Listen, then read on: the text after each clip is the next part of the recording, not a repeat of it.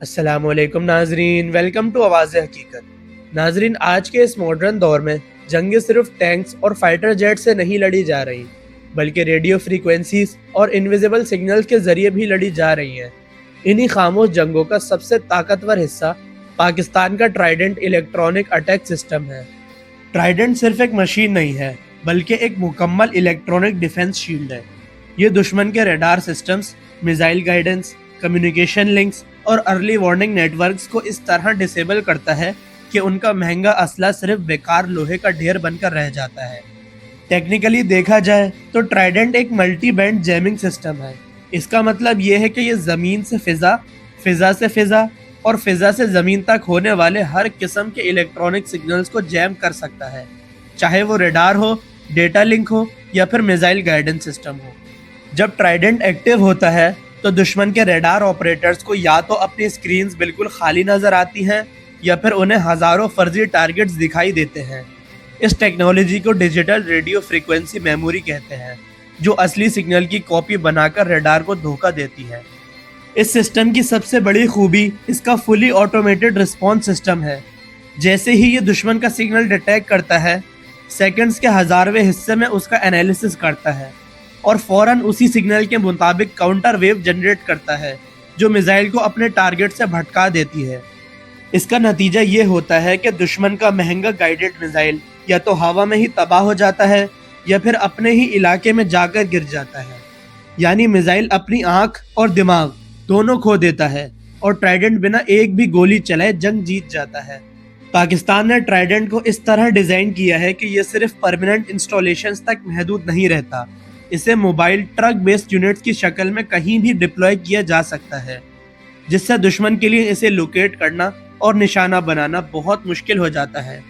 ये दुश्मन के अर्ली वार्निंग सिस्टम्स को पहले ही डिसेबल कर देता है। इससे पाकिस्तान एयरफोर्स के एयरक्राफ्ट के लिए एक महफूज रास्ता बन जाता है, जहां से वो बिना डिटेक्ट हुए अंदर जाकर अपना मिशन कंप्लीट कर सकते हैं, जबकि दुश्मन अंधेपन में रहता है।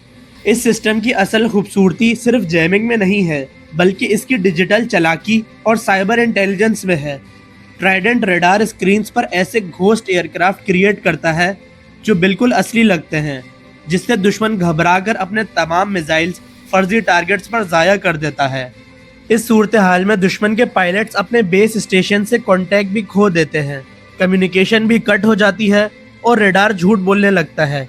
पायलट साइकोलॉजिकली अकेला और कंफ्यूज्ड हो जाता है। ये प्रेशर किसी भी एयरफोर्स के लिए जंग हराने के लिए काफ़ी होता है। इस पूरी टेक्नोलॉजी का सबसे बड़ा फ़ायदा ये है कि ट्राइडेंट फुली इंडिजीनस सिस्टम है। इसका सोर्स कोड, सॉफ्टवेयर और अपग्रेड्स पाकिस्तान के अपने कंट्रोल में है, इसलिए कोई फॉरेन कंट्री पाकिस्तान को इस टेक्नोलॉजी पर ब्लैकमेल नहीं कर सकती और हर नए थ्रेट के मुताबिक इसे अपग्रेड किया जा सकता है। आखिरी और सबसे अहम बात यह है कि ट्राइडेंट जैसा सिस्टम दुश्मन के लिए सबसे बड़ा खौफ है, क्योंकि इसे निशाना बनाने के लिए पहले इसे देखना ज़रूरी होता है, और जब ट्राइडेंट एक्टिव होता है तो दुश्मन देखने, समझने और रिएक्ट करने की सलाहियत ही खो देता है। ये पाकिस्तान की इलेक्ट्रॉनिक वॉरफेयर में बढ़तरी का वाज़ेह सबूत है। नाजरीन, ट्राइडेंट पाकिस्तान की मॉडर्न और इंफॉर्मेशन बेस्ड जंग की तरफ एक वाज़ेह कदम है, जहाँ सिर्फ फायर पावर ही नहीं बल्कि इलेक्ट्रोमैग्नेटिक कंट्रोल भी फैसला कुन होता है। इलेक्ट्रॉनिक अटैक और डिसेप्शन को मल्टी डोमेन कोऑर्डिनेशन के साथ जोड़कर ये सिस्टम पाकिस्तान एयरफोर्स की एयर डिफेंस को मज़ीद मजबूत बनाता है। तो नाजरीन, ये थी आज की हमारी इंफॉर्मेटिव वीडियो।